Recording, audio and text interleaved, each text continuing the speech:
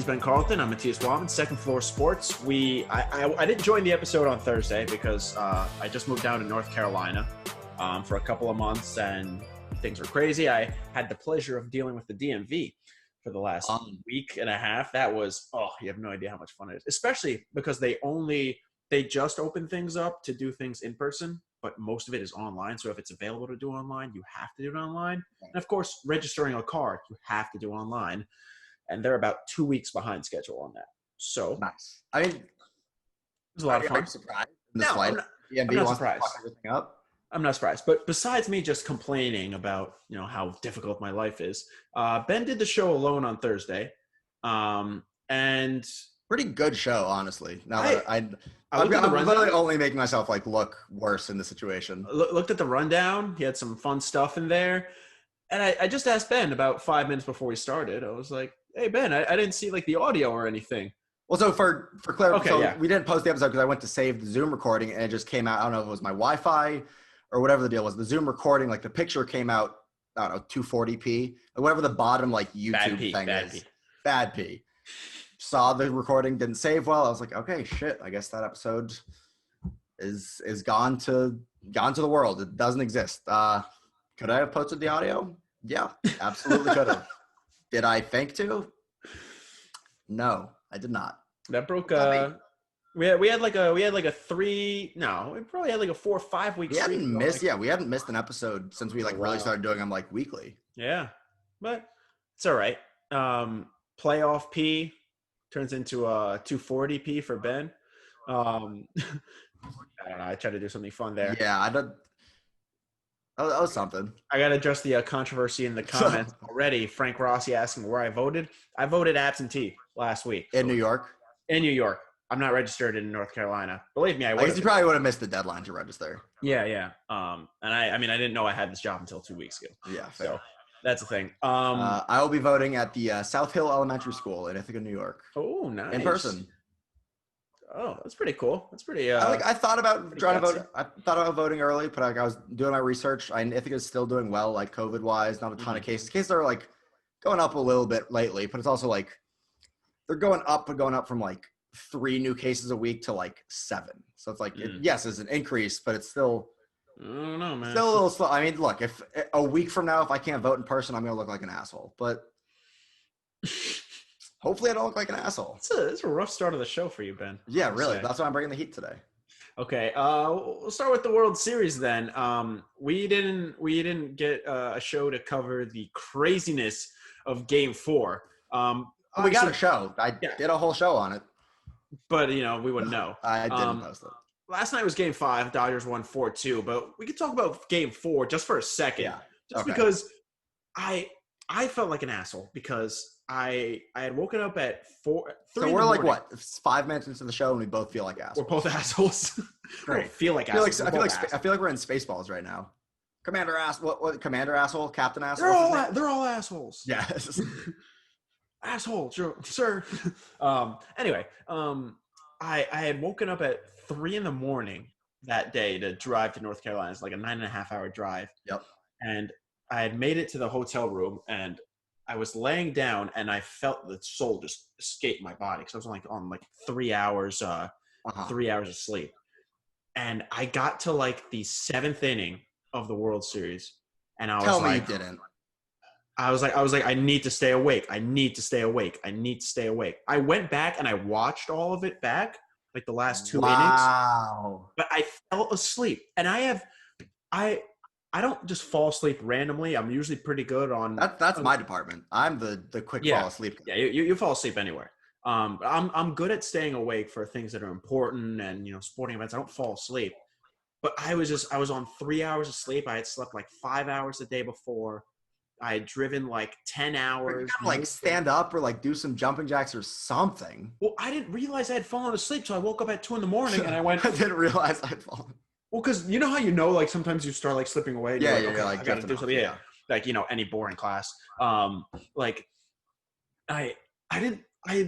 was watching the game and then it was 2 a.m. and I was like, fuck, oh my god, so yeah, I was an asshole. But tell me your live reaction because I woke up to a Twitter on fire. Literally speechless. If you could have, I like jaw on the floor, like hand on my head on my hand, just like for like a good minute. Like I was just like, before I just want to address what what is going on in our Instagram group chat in our Instagram chat right now. One of Ben's friends, Nolan, who I can pretty safely say is the number one fan of the show. He just put in the chat, one time my dad fell asleep in the middle of the stands of my middle school football game. He literally laid down. So that's different. That's not falling asleep. That's like, just okay, trying. I'm going to bed. It's like, I can't watch this anymore. So yeah, I mean, continue. So I'm watching with one of my roommates. Jake Smith is losing his mind. Like, I'm obviously, like, he's a Yankee fan. We both hate the Rays. We're both rooting for the Dodgers here. He's like losing his shit that the Rays just won this game. And I was honestly just more in shock. I was like, because like for one, like the camera angle, you can't tell initially on the camera angle. You couldn't tell that Will Smith had lost the ball. Yeah. Like I don't like the throw came in, he kind of like turned away, but like I didn't know where the ball was initially. And so I'm kind of like dead staring at the TV trying to figure out. And then obviously like I realized when Arozarena and the Rays are like losing their shit on the field, like, okay, the Rays won. But I'm just like, how? What just like happened? Literally how? Like that single scores the guy from second every time there. Yeah. I don't say every single time, but it's like it's a clear send for the third base coach because the guy would have to make a perfect throw to get. I don't remember who the runner was ahead of Arozarena there. Do you know? No, I was sleeping. Right. I meant like, did you remember? I don't remember. Arozarena going back and forth. I mean, literally one of the most. Was it Yandy Diaz? No, right? I mean, he's been batting first, but I don't. I don't think he was in there. Yeah, he probably would have been pitch runner. I don't know. Whatever. If you're LA, like, obviously it's kind of like a moot point now because the Dodgers went ahead and won Game 5 anyways. But what I was saying on Thursday was like, if you're LA, you're distraught. Like you had the 3-1 lead right there. Mm-hmm. If Will Smith catches that ball, you're going to extras. Obviously, you're not going. But honestly, I'll say like the way sports have been going in basketball and in baseball, I'd rather lead 3-2 than 3-1. Honestly. I mean, sure. I don't know, dude. Like you're not serious. It's just a curse. It's just a cursed series lead at this point. Apparently, but like you're never gonna say like, I wish we were up 3-2 instead of 3-1. Like apparently. I mean, the Dodgers had just come back from 3-0. I don't say the same about 3-1. I mean, it's just such a botch. Like the Dodgers just botched it in like the worst possible way. Yeah, Chris Taylor. Get the ball in front of you. Every coach you've probably ever had playing baseball has said, get the ball in front of you. Don't try to field it off to the side and look cool. Mm-hmm. Get the ball in front of you. Like, botch that. I mean, he stayed with it, but like if he doesn't botch that, they have a much better shot at getting the guy at home. And then he's probably not trying to rush the throw and making a bad throw to Will Smith. And the Dodgers probably win that game. Yeah. Again, and you probably, Arozarena was on the ground halfway between third and home. Arozarena fell down. Like he tripped with his helmet, like flew off and like he kicked it with the back of his heel and he tripped there. He tripped and then went back and he was like, oh shit, the catcher doesn't have the ball. I'm going to score. There was only one way the Rays could have won Game 4 there. And that's exactly how Frank's asking if he thinks Kershaw is a Game 7 option. We'll get to Game 7. We'll get to Game 7 because we haven't even talked about Game 5 yet where Kershaw actually did pitch. I thought it was pretty interesting because I mean, we talked about this before. No one in this series, and by far, has more to lose than Clayton Kershaw does, legacy-wise. Fair or not, he has the most to lose. It's fair to an extent. But did you also see he's got like the most postseason starts of like 6 innings and less than 2 runs? Yeah, but his reputation comes from like the spectacular chokes, which there have been a few for Kershaw. But the bulk of his postseason career, he's actually been a very good starting pitcher in October. It's just you don't remember the 6 innings, 3 hits, 1 run line. You remember the, gave up a game-tying home run in back-to-back starts. You remember those a lot more than you remember the uneventful. Oh, look, Clayton Kershaw, multi-time Cy Young winner, is dominating, crazy. You don't that's not what sticks with people. Yeah, we knew this was going to be a prevalent storyline the whole series, but what we saw in Game 5 was all the Clayton Kershaw storyline, right? Because you go to Game 4, the Dodgers blow this. The Dodgers blow Game 4, and you're like, okay, they just blew that. The Rays have the momentum. It's Kershaw on the mound. He pitched well in Game 1, but what is he going to come back with in Game 5 on less rest?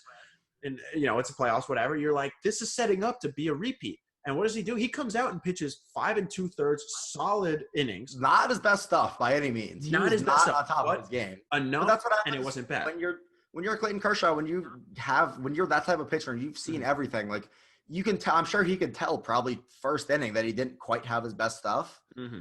But he fought through it. He battled. He got through the Braves lineup. Did he get through 3 full times? I don't think he did. No, he didn't get through 3 full times because Dustin May came in.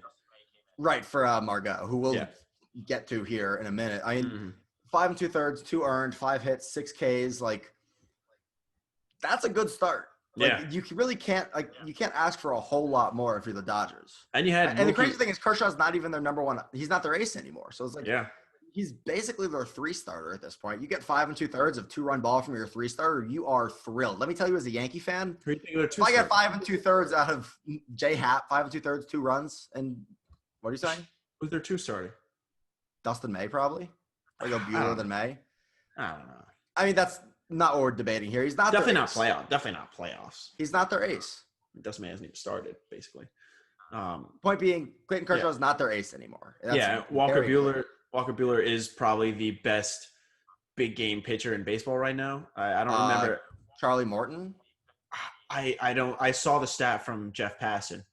Like it wasn't close. They talked about Morton too, and it wasn't close. But I mean, Kershaw, Mookie misplayed a ball out in right field at one point. Kershaw, like we said, he said he didn't have his slider, he didn't have his best stuff, but the fact that he came out, and I don't have the other instances, but against the Astros in the World Series, he got chased in Game 5. I wonder why. Yeah, he had some struggle. He had some struggles. For anyone that didn't know, he had some struggles in Game 5. So that was kind of, again, fair or not, like there is that stigma. Well, they literally said it on the broadcast, like his last big collapse. The Astros were literally fucking cheating. Yeah, no, true. And it's such a bummer that that's what his legacy comes down to. But here we are the day after Game 5 of the World Series, Dodgers up 3-2, and he had a good game. I didn't agree with the call at the time to go with to take him out and go with Dustin May. But okay, but Kershaw's issue has always been he stays in the game a touch too long. And Dave Roberts' issue in the past postseasons has been he leaves his starters in a bit too long. And I mean, we can debate it all we want. It worked. No, and that's what I'm saying. Like at the time, I didn't like it. But it makes sense, right? Right now, off the top of my head, I don't remember like what Manny Margot's at bats looked like against Clayton Kershaw. I don't remember if he was seeing the ball super well. Sorry, I don't have that bat by a bat. He had that beautiful bunt down the third base line. Other than that, I don't know what else he did. It's like for whatever reason, whatever the numbers were for Dave Roberts, it was. He came out pretty quickly. Like there really wasn't a whole lot of debate, and Clayton Kershaw really didn't even look that. You didn't see Kershaw like begging to stay in the game. Yeah, and Dodgers fans were. Yeah, right. I have seen it in the World Series before. I've seen a pitcher beg to stay in the game and then stay in for too long. Anyway, Dodgers fans are actually booing the hell out of. That's always going to happen. I know. Obviously, the fans want to see him get through the inning, like get the last guy, big punch out, he's hype, all that. It's the right. I'm not going to say like I know that the numbers back it up to be the right move. It was the right move because it fucking worked. Yeah, no, it is. It worked. Here we are. And it worked out really well for the Dodgers as a whole because you put in Trinan, use May, and you use you put in Gonzalez too. Those are the 4 pitchers you use, and Dustin May was dealing, but you take him out after an inning and 2/3, and you save him. You have a day off before Game 6, but you still are saving him for that because that's gonna be a bullpen game. They announced that already? Yeah, so Gonsolin's gonna start. He's probably gonna just be their opener. Yeah.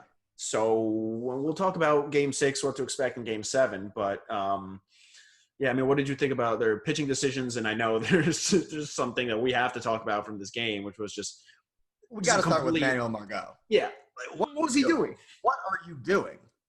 It was the first outright attempt to steal home since the 80s in the World Series. Technically, I think someone stole there was like a delayed double steal in like 2001 or 2002. I think I saw. That's not the same thing. That's not the same. Not at all. That's more strategy. Straight steal of home doesn't happen. There's a reason it doesn't happen because it doesn't work. Yeah, Margot's quick, but he's not like Trey Turner, right? Like also, the only time you see like a straight steal of home work is when the pitcher's literally not paying a lick of attention. And like, yeah, Kershaw is generally slow to the plate. He's got that big like up over his head motion. Mm-hmm. He was still paying attention. It's the World Series. Like, wow, it's almost like, also it's just like, and the thing that I want to know is like, did he get a sign from the dugout? Did they tell him to steal, or did he just go on his own? I don't know. I really don't know. And like, I haven't seen anything that would indicate one way or the other. No, I haven't seen anything about it. It was a mishap. Like, my only thought is like, maybe like the Rays kind of like put it as like a focus point. It's like, okay, like we know Kershaw. I hate Josh. He's saying it's like, and you know Kershaw's slow to the plate. Maybe that's something you're looking out for, but still, are you really going to steal home? Straight steal a home. First and third, 2 outs in the World Series. Series tied 2-2. A single scores you. Like, it's just... Survey says no. Why? Like, literally, why did he steal home? It makes 0 sense. It doesn't. And it's even the more surprising from a team like the Rays, who are very well coached, very well disciplined. Well, that's another reason why it makes no sense. Like, did Kevin Cash really run the numbers and say, like, yeah, straight steal a home? Do you think Kevin Cash is a human being, or is he just one big like computer? No, he's a human being. Okay. He's a human being because he threatened to throw at the Yankees. Hey man, be better. Maybe you shouldn't have thrown at him first. You want to talk about being better? What does that even mean? It means you're a Mets fan. Okay. Well, guess what? We're both golfing right now, so. Yeah. You're ahead on the course, though. Not by much. We're not talking about the Mets. We're not talking. What do you mean, not by much? Not by that much, man. We're ahead by like a week. Not that much. We're still both here. Are we really talking about this? You brought it up. You literally brought it up. You fucking instigated. All right. Anyways. I instigate. I'm trying to move on here. You want to keep talking about golf, imaginary games of golf? You literally brought it up. I'm trying to move on. All right. Move on then, Ben. What do the Rays do? Who do they go to? Obviously, you're going Blake Snell in Game 6, but like, and this is kind of the way we both thought the series was going to go. Like, obviously, both these teams are good, but the Dodgers just have too many goddamn MVP candidates in their lineup. Like, it's such like a Carlton for dog catcher. That is slander. That is absolute slander from Frank Rossi right now. Are you seeing this? Oh, wow. No, I guess my chat isn't loading. It says Wildman for president, Carlton for dog catcher. Frankly, I would much rather be the official dog catcher than president right now. You can take all the pressure. I will run around and play with dogs all day long. Yeah, I am good on that. Thank you, though. I appreciate the vote of confidence. Yeah, I would be super confident in a Wildman presidency. I feel like, you're definitely being sarcastic. Help us all. Yeah, I don't know. Would you be confident in being the president? No. Dude, I like, you know how everyone has like that one simple task that they just aren't good at? Yeah. Well, do you have one for you? You can think of off the top of your head? All right. Say one. Off the top of my head, well, of course, well, now the pressure's on. Do you want me to go first? You go. Yeah. Okay. Mine is opening doors. Why? I can't explain it. Like, I feel like just when I have a key in a door, I forget which way to turn. I black out under the pressure, and I can't turn it. My apartment here, I don't even know how we got on this topic. Because I'm going to be president apparently. My apartment here, like the deadbolt. Frank, our president can't open doors. Like, let's talk about that. The deadbolt at my new apartment like kind of gets stuck, so you have to like pull it in. But before I knew that, I was just trying to open it, and I was just turning them both ways, and I was like, why can't I figure this out? Why can't I figure out how to open a door? So yeah, that's my simple task that I can't get. What about yours, Ben? I don't think I can match that, honestly. That's fine. You don't have to match it. I'm just so confused here. You can't like. Me too, man. I just suck at doors. It's not like a task. I'm like perennially lazy about folding my clothes when I take them out of the dryer. Yeah, that doesn't count. That's kind of what I was gonna get at, and you're telling me you can't open doors. I can open doors. I struggle a little more than the average human being probably does. Interesting. But anyways, where do the Rays go from here? Secret Service opens doors for him. Nice, Yeah. Frank. Frank, you're really pushing me to be president, and I am going. Frank, I can tell you, I've known this kid a lot longer than you have. Not the man we want in office. No.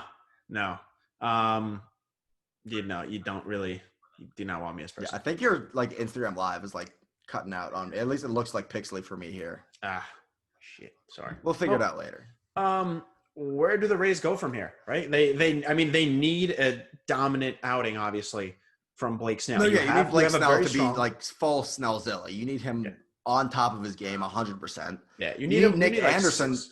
I think the big thing the Rays are missing right now is Nick Anderson, who is their best reliever by far in the regular season. Like the Rays don't run like a closer per se. Mm-hmm. He was their highest leverage pitcher. His numbers, regular season, he had a .55 ERA. Obviously, this is a reliever in a 60-game season. I close out the baseball reference now. I didn't write down how many games he played.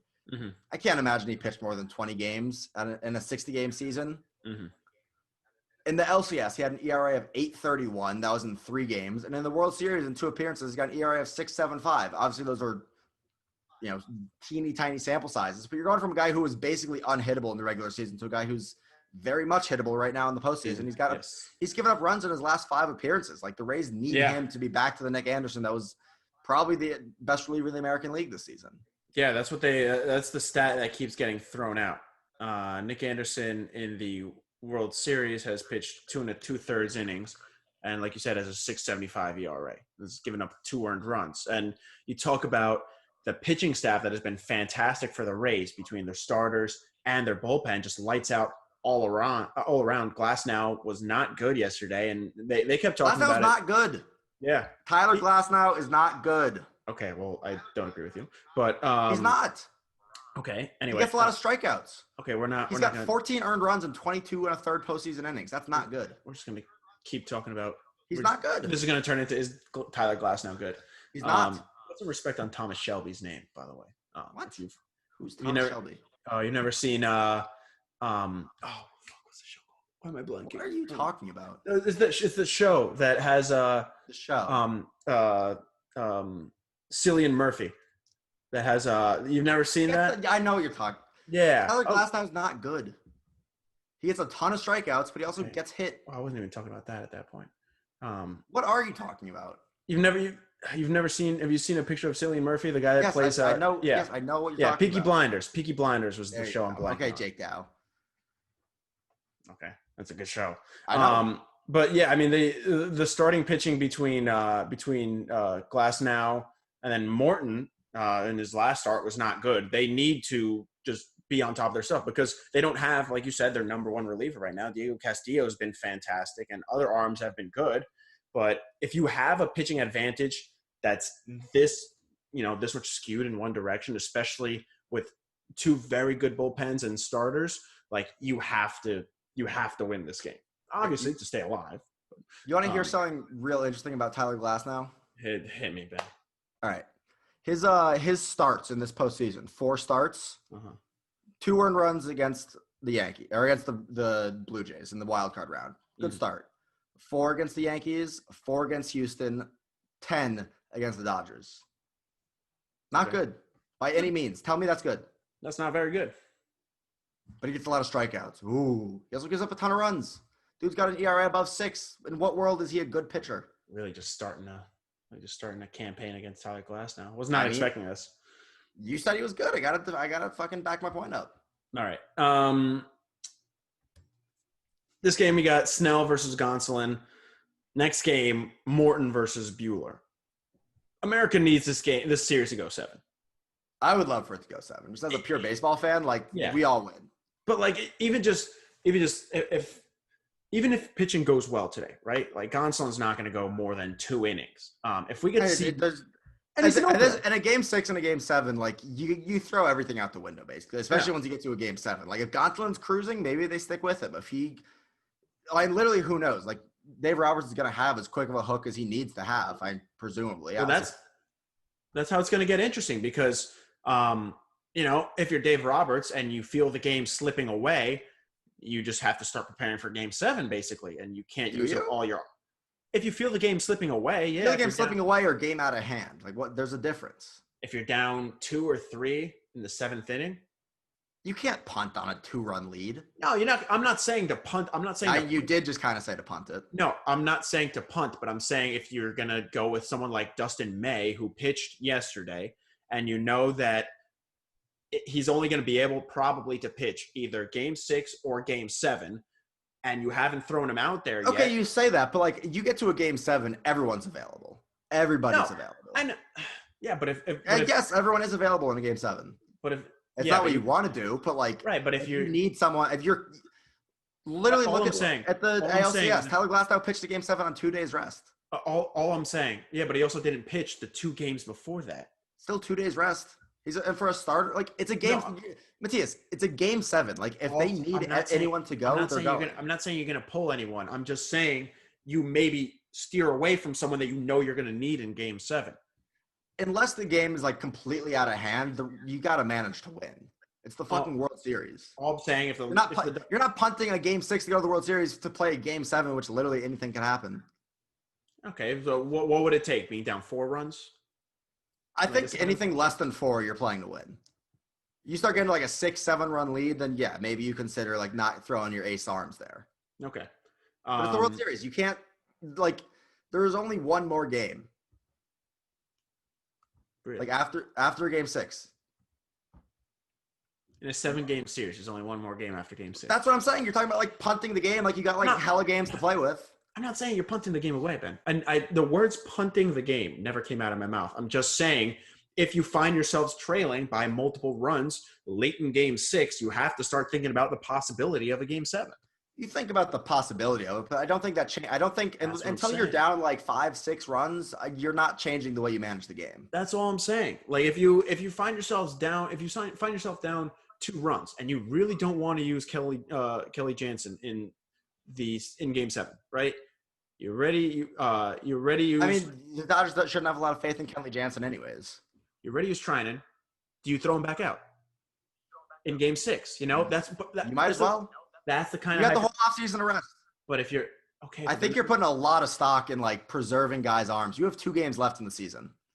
I'm just saying for guys like Dustin May and like Trinan who pitched last game, maybe you don't consider him putting him in this game. Nolan brings up a great point too. If you can see that comment, the Dodgers offense can put up runs like nobody else. No, you're right. Highest scoring offense in baseball this year. Okay, it's also just they're hypotheticals. Until we're talking about the Dodgers being down by like a touchdown, I don't think anything changes with how Dave Roberts manages Game 6. If this does end in Game 6, who's the MVP? That's a good question. This is like the strength. The Dodgers are so goddamn good. It's like, could you make a case for Mookie? Could you make a case for Seager's hitting like 387? You could definitely make a case for Corey Seager. I mean, I would make a case. You make a case for Clayton Kershaw. Yeah, I think if Kershaw came out and like balled last game, you'd have a much better case. I don't think it'll be Kershaw now. What was his line in Game 1? Do you remember off the top of your head? I can tell you his stats for the World Series, if that helps. His World Series numbers, Clayton Kershaw, in 2 starts, a 2.31 ERA. Okay, yes. He had a good start Game 1. 6 innings, 1 earned, 2/3, 8 strikeouts. Yeah, he's gone 11 2/3 innings, 7 hits, 3 earned runs, 14 strikeouts. You know how Clayton Kershaw wins MVP? If he comes in Game 7. If he comes in Game 7 in relief and like goes like full Mad Bum and shuts him down. Oh, God, I hope we can see that, man. Well, but so we might as well address Frank's question. We kind of did. Yeah, in a Game 7, absolutely Clayton Kershaw's available in relief if you need him. 100%. You don't want to need him, but like you don't want to need him, and he's like a very much like a break in case of emergency type of pitcher in that situation. Mm-hmm. Like you're probably not going to him in a high leverage high leverage index situation, but if the numbers say like we got to go with Kershaw, you're going with Kershaw. Everyone's available. Mm-hmm. Yeah, get an inning in. Anything can happen. I hope we go 7. It's only right. It's only right. 2 really evenly matched teams. You still confident in the Dodgers? I know I still am. Yeah, absolutely. And again, it's like the Rays are super deep. Yeah, absolutely. The Dodgers were one complete misplay away from the series being over. Yeah. You never know what happens if it's 3. You never know what happens, Yeah. but like the Dodgers completely botched it in Game 4, which would have put them up 3-1, and then they came out and looked really good yesterday. Every time, and the remarkable thing about the Dodgers yesterday was every time they got in trouble, they got out of it. Like the Rays ran themselves out of one inning, but fucking good teams don't do that. Yeah. I didn't see the Dodgers run themselves out of any inning. You see the Braves run themselves out of the series against the Dodgers. Like, good teams don't hurt themselves like that. Yeah. The Braves are a good team. I don't want to imply that the Rays aren't a good team. World Series winning teams don't run themselves out of games. They don't shoot themselves in the foot like that. No, I agree. And it's just you with a team like the Dodgers, if you're the Rays, you just can't leave runners on in scoring position. Like in the 4th, in the 8th. The 4th and the 8th were the 2 worst spots for the Rays, and they had guys on both times and couldn't do anything with it. Yeah. You can't leave guys on. So you don't have an answer for me for MVP right now? Gun to my head, Mookie Betts. Okay. Which is such a cop-out, but like... if Walker Buehler... Oh, no, he's going Game 7. Never mind. No, if Walker Buehler comes out and, again, gets to Game 7 and, like, goes, 8 shutout innings, maybe you're looking at MVP there. Assuming the Dodgers win Game 6, which is what I predicted, I think Mookie takes MVP. Wow. Interesting. He's made a run-saving... He's either driven on a run or saved the run in every single game. Yeah. No, it's fair. He's hit multiple runs in one of the games. He's hitting 227. Not terrible. I have the numbers up in front of me. It's just, defensively, it just doesn't show up on the stats. But you look at guys like Muncy's in 389, Jock Peterson 400. Muncy's in 400 in 10 plate appearances. 10 plate appearances. Okay, yeah. But Muncy's hitting 389 and 18 plate appearances, 18 at bats. Sorry, and Corey Seager's. You ready for Corey Seager's numbers? Is that your MVP? I kind of is right now. You're asking me. I want an answer from you. It kind of is right now. And I'll tell you why. I'll just read you these numbers. 17 at-bats, 7 runs, 8 hits, 2 home runs, 4 RBI, 5 walks. He struck out twice. He's hitting his line, 471, 609, 824. That's his slugging. His OPS is 1432. That's a lot. That's probably a Corey Seager MVP case. Yeah, I don't know what more you could say to that. Yeah, honestly. Unless Mookie hits like a World Series winning home run. Yeah, literally. It's been a really fun World Series, though. Yeah. It's been a really fun playoffs in general. It really just comes down that said, I still kill a wild card round. Go back to the one game. Yeah, you really hate the wild card. I do. I don't like the round. Product a little bit. I don't like the round. I like the game. I didn't mind them doing it for this. I didn't mind it, but it's still like, I don't know. I'd get back to the regulars. Get back to the format we've been using. Yeah. You done with the World Series? Yeah, I'm good. All right. We got NFL Week 7. Week 7. This was depressing, man. Talk about some. We'll get into the Pats in a little bit. Talk about a genius play by the NFL to flex Cards. Yeah, hell yeah. Seahawks to Sunday Night Football. Hell yeah. Genius play. Absolute genius play. Well, you could have known if Russell Wilson's playing a primetime game, it's gonna come down to the wire. That's got to be the game of the year so far. I don't know how. No, I agree. I was talking about it with my roommates here when we were watching. I was talking about it with you when we were texting before the show. Like, what other game could it be? I don't know. Maybe Eagles-Giants. It was a hell of a game. Right. Or maybe the Browns-Bengals game from yesterday. That might be game of the year. That wasn't a bad game. Same score. It's a crazy game. Yesterday they showed it on the they showed it on one of the weird graphics that NBC usually does.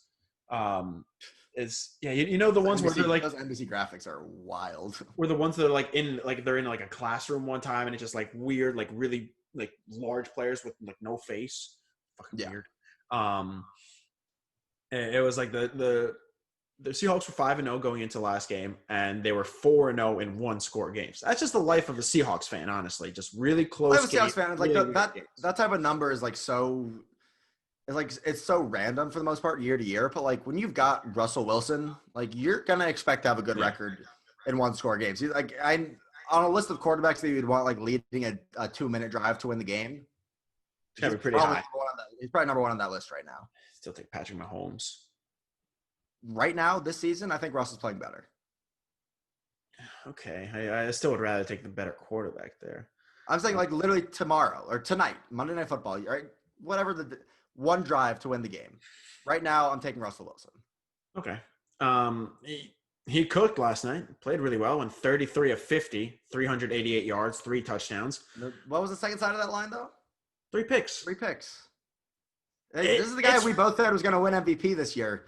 You don't see Russell Wilson throwing 3 interceptions ever. And even worse than the interceptions was just that they were just bad interceptions. Like the second one where he completely overthrew his target and Patrick Peterson kind of toe tapped in the back of the end zone. Nice interception. Beautiful play by Pat Pete. Yeah. And then the third one, like Isaiah Simmons, he played doesn't play. Yeah. He played 5 snaps. He's not winning Defensive Rookie of the Year. I hate to tell you, Ben. I don't know if Patrick Queen will either, but probably has a better case. Defensive Rookie of the Year is always such a crapshoot. Yeah.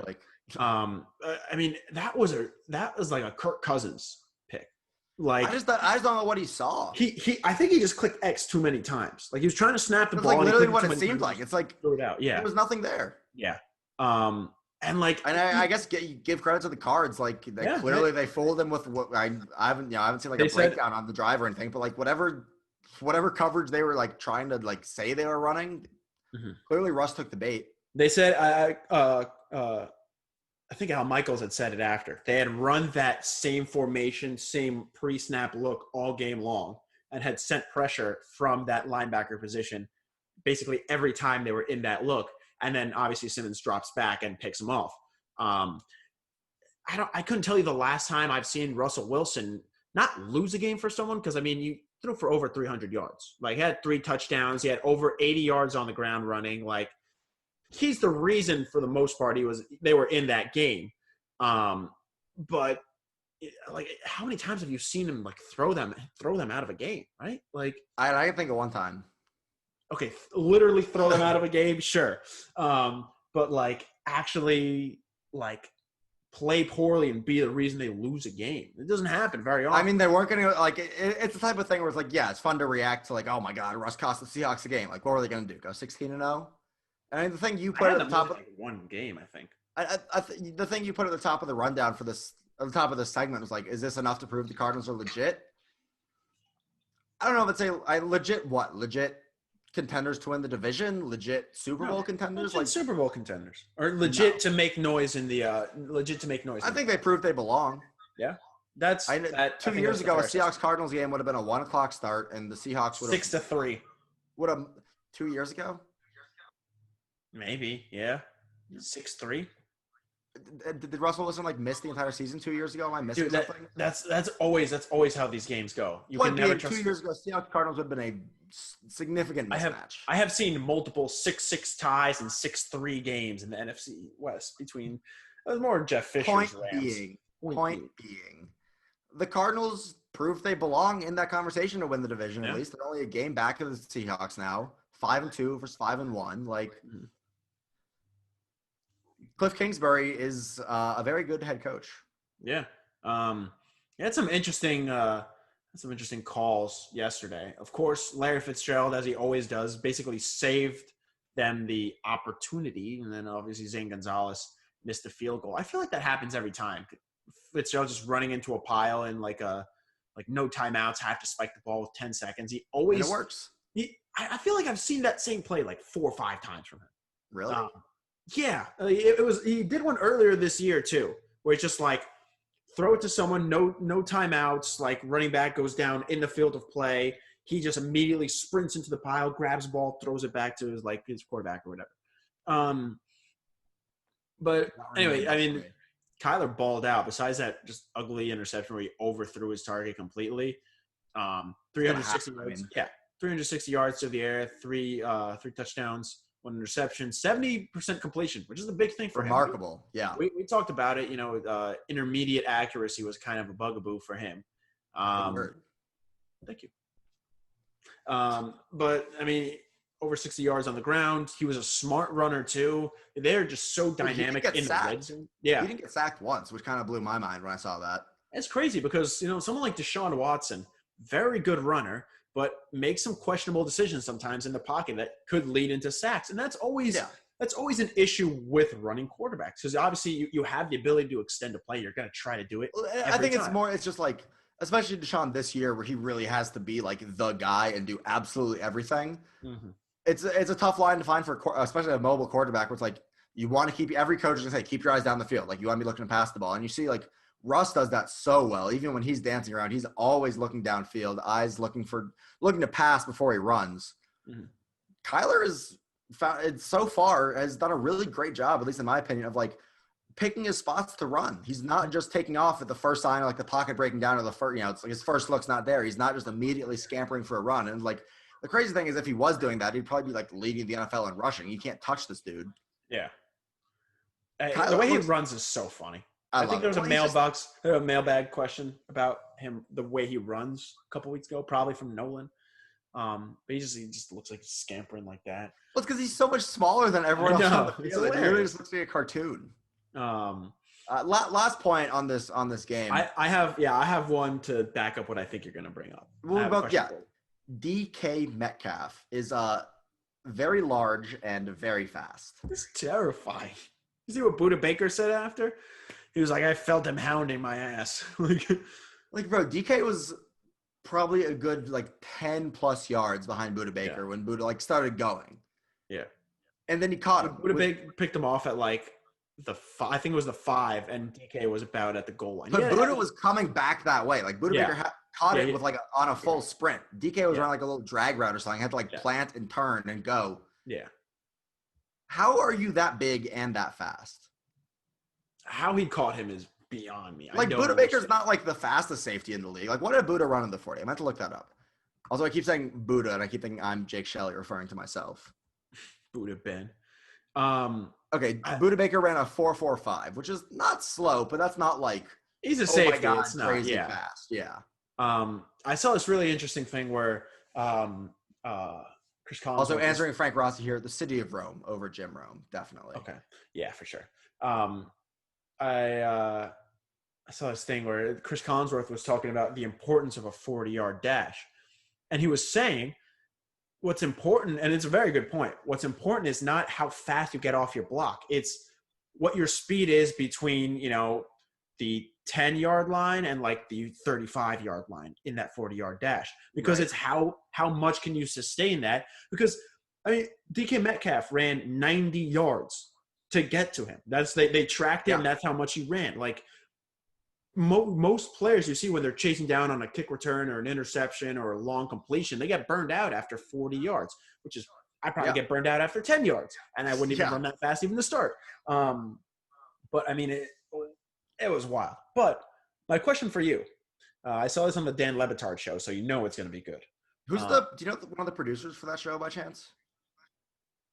It's our good friend Cam Pratt. Correct? Cam Pratt, who was on the show actually. Did you listen to that? I didn't. I forgot to. Go check it out. It's okay.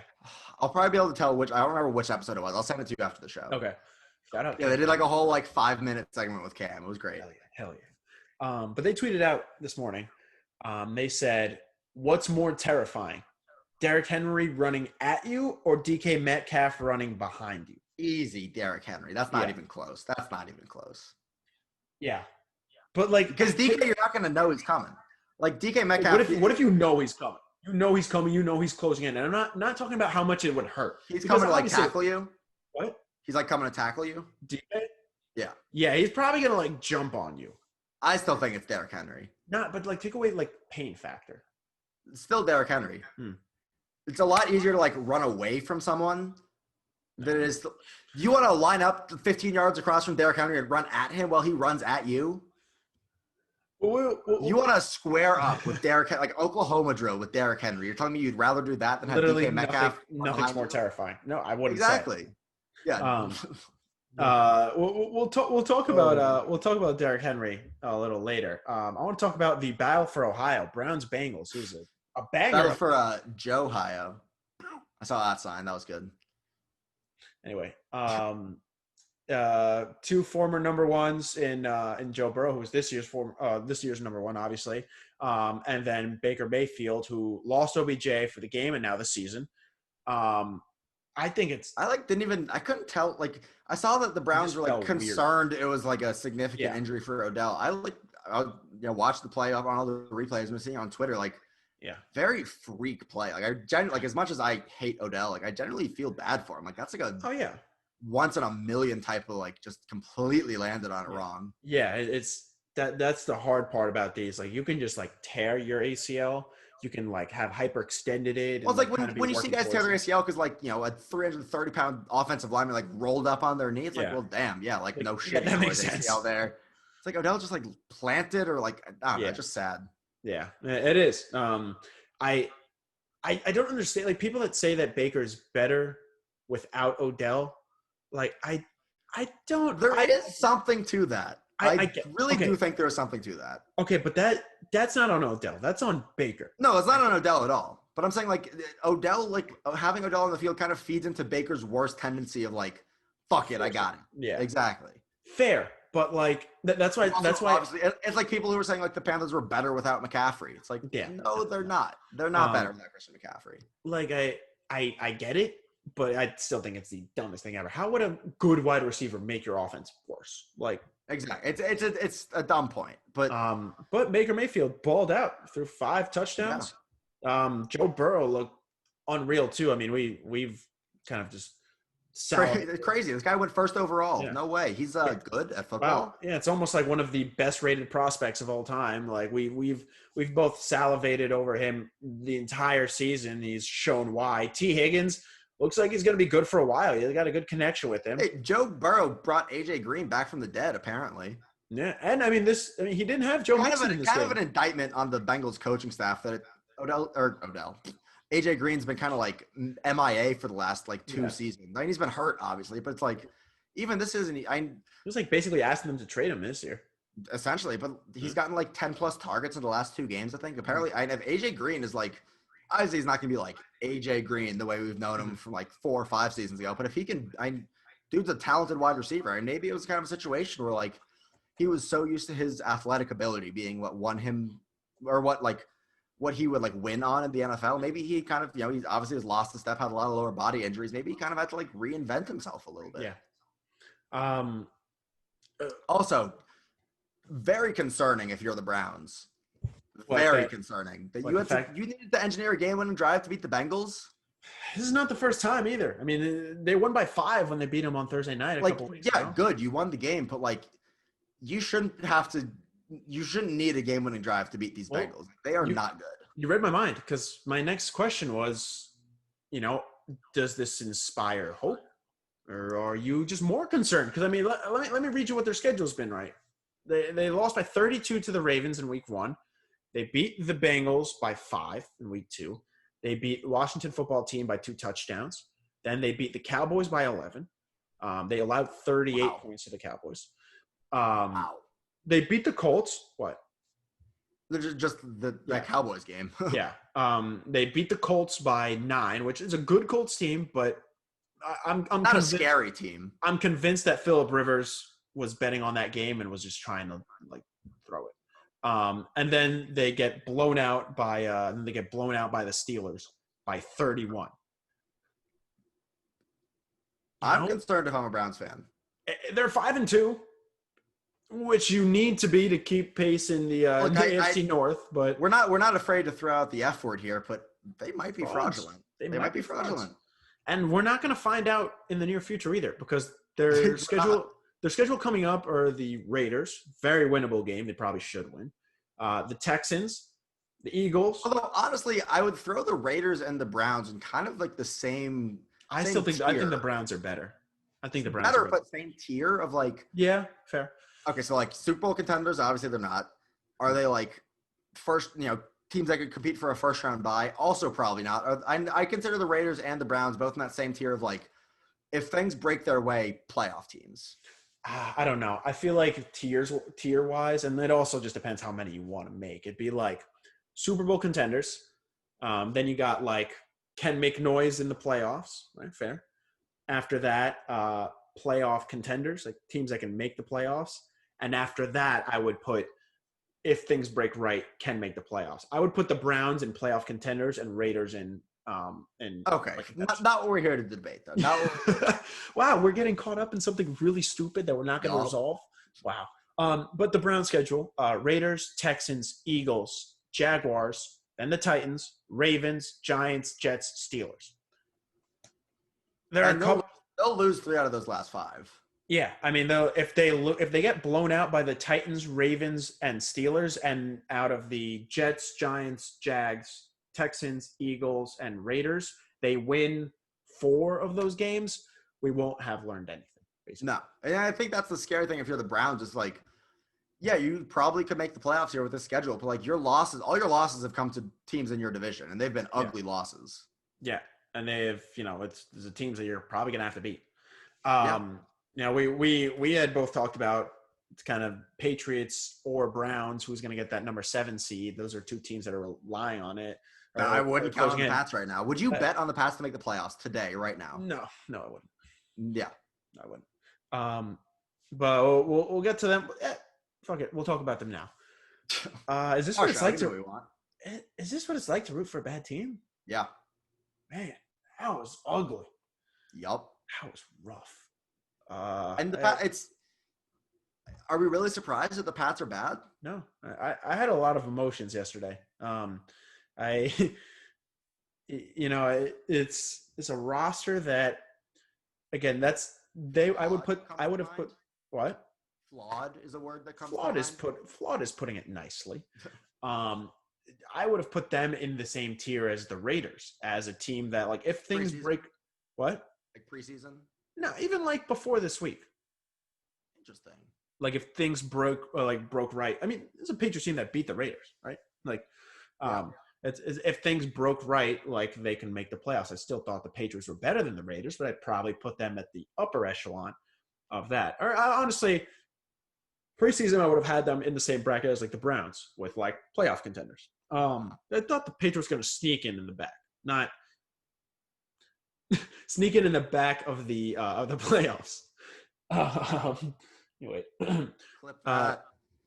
yesterday was rough. They got blown out. They got outplayed, and it just showed at home. Yeah, I mean, where you play doesn't really matter. Yes, it does. Not really. Yes, it does. Not really, dude. Like 2 home teams won yesterday. What is Frank? Is that in paragraphs in here? The thing with the Patriots is you don't have a good roster. Cam looked really bad yesterday. Again, this isn't a. You thought the roster like there's a reason Cam Newton was like out of the league for a minute. I mean, I don't know. I don't think he should have been out of the league for as long as he was. But like Cam Newton as a passer, you know what you're getting, and it's not a particularly high quality passing quarterback. You look at the Cowboys. I would have rather had Cam Newton than Andy Dalton, probably. I guess. And it also comes down to, like, what are the Cowboys going to overhaul their whole system to account for like Cam Newton as a runner? No, probably not. But would you rather have, I don't know, Blake Bortles or Cam Newton? We're saying that if you're bringing in Cam, you have to adjust your playbook to fit Cam's strengths. Otherwise, you're like not a good coach. Like you need to tailor your playbook to what you've got. Yeah. That's why we've seen the Ravens have so much success with Lamar. They drafted Lamar and they didn't try to fit him into a pass-heavy offense. They said, okay, we're drafting Lamar Jackson, who's got undeniable like talent at a level that we don't normally see in the NFL. Mm-hmm. You got to make your playbook fit around him. You got to commit to, like, if that's your starting quarterback, okay, we're going to run the ball. We're going to incorporate him as a runner, designed quarterback runs. Like, you can't bring in Cam as a backup and say, like, okay, we just want you to run our, like, stock offense with no thought to what you bring to the table as a runner. No, you're right. But you also have to be able to – got to be able to pass the ball in the league. It's a passer league. Yeah. And, because – in his heyday, Cam Newton was the most dangerous and most feared runner in the NFL. Yeah. But he is not in his prime. I mean, Lamar Jackson is a great runner, but we see what happens when they can stifle his run game. If he can't pass it. Okay, but Lamar's also a much better passer. I know. Yes, I know. That's not a fair comparison. Lamar is just better. We're talking about the reigning MVP here. Right, and Cam Newton at his prime was also the reigning MVP, right? 5 years ago, he won MVP in 2015. Okay, I know. I'm not talking about right now. I'm just saying I'm not talking about Cam right now. Okay. I'm talking about Cam as MVP season. He could throw the ball, right? Yeah. Now he's not as good of a runner, and he can't throw the ball. There are a lot of times yesterday where this is not a good receiving corps for the Patriots. Nope. They don't have good skill players, but there were a lot of instances and a lot of plays where you saw people get open and Cam just was not comfortable. He hasn't since he's gone off the COVID list, he's had no touchdowns and he has 5 interceptions. Is that team starting to figure it out? You know, is it him just overplayed? It's both, I think. I remember through 3 weeks we were like, "Oh my God, how we let the Pats get Cam? How did we let that happen?" And it's like, everyone was saying that was fair. Everyone was saying that it was fair, but it's also like it's kind of an indictment on Belichick to a degree. It's like clearly it's not working with Cam right now. It's like is Belichick trying to like force something that's just not an option? I mean, I don't know. And we're talking about one of the best coaches in league history. Yeah. I don't like. You're looking at 2 different guys. Like you've got Cam Newton the first 3 games, and then Cam Newton his last 2 games. Like, yeah, I mean, what changed? I mean, the Niners have a good defense. And was he even symptomatic with COVID? I don't think he was, but a big thing is not practicing. But you can not practicing obviously affects it. Yeah, you can use that excuse for the Broncos. I don't use that excuse for the 49ers. No, so he's over a week removed from it at this point. But I don't know what because there's no short-term like solution for this because Jared Stidham is these comments right now. Yeah. I don't really want to address them. Jared Stidham has come in and he is not the solution. Really, Jared Stidham is not the solution for the Pats this season. Okay, but you have a young quarterback, and you're like, okay, maybe he. Can we just talk about like not explicitly from you, but like the hype surrounding Jarrett Stidham as like the Pats' future quarterback? Like, hey man, where did that come from? All I know is that you have someone like Bill Belichick, and he talks highly about a young quarterback. It usually works out. They really liked them in the system. I can think of another quarterback that Bill Belichick really liked behind Tom Brady, and what has he done? He got traded. What has Jimmy Garoppolo done with the Niners? Has Jimmy Garoppolo like proven himself as like a top tier NFL quarterback? No, but he's a good game manager. And on Second Floor Sports, we love game managers. We love game managers. Where do the Patriots go from here? I have no answer. I mean, I think wrapping up the Pats talk here. I mean, I'll hand you the keys to the Ben Carlton panic meter. Where are you at if you're the Patriots? 8. I think that's pretty fair. 8, 7 or 8, I'd say. I mean, obviously you've got Bill Belichick like that. I said 4 last week, and that was low because then I stopped and I was like, wait, they've had like 2, maybe 3 good offensive quarters since the season started. I was like, shit, like, wait, we might be really bad. Schedule coming up, Bills, Jets, Ravens, Texans, Cardinals are the next 5 games. Jets, that's a win. Texans should be a win. Rashawn seems like he's kind of like figured some things out, at least offensively. Yeah. I mean, he's thrown for – Rashawn himself is like figured out how to play quarterback. Just like has figured out like how – I just think you're seeing eventually the Houston receivers and the Houston offense had to like mesh a little bit, right? You've got fucking Deshaun Watson, who's an MVP candidate most years. Like you got to figure something out. I think he's averaged like 340 yards passing per game the last couple of weeks. Like that's what I'm saying. Like it's defense, Deshaun Watson, a very talented NFL quarterback. Outside of Deshaun hooking up with his receivers, like there has been nothing for the Texans. It's almost like trading a second-round pick for David Johnson was a terrible, bad decision. It's almost like trading away your number 1 receiver was a wow. Frank coming with the Frank heat. Rossi in the comments. Oh my God! We're gonna have to cut the show. That's it. That's over. Wow. I'm not gonna read that one. If you I gotta switch out the live here. We're running out of time. Everyone, come back in. We need Frank. Keep these comments coming. Oh boy. Okay. Wow. If you're wondering what that was, as Ben is just switching out the live real quick.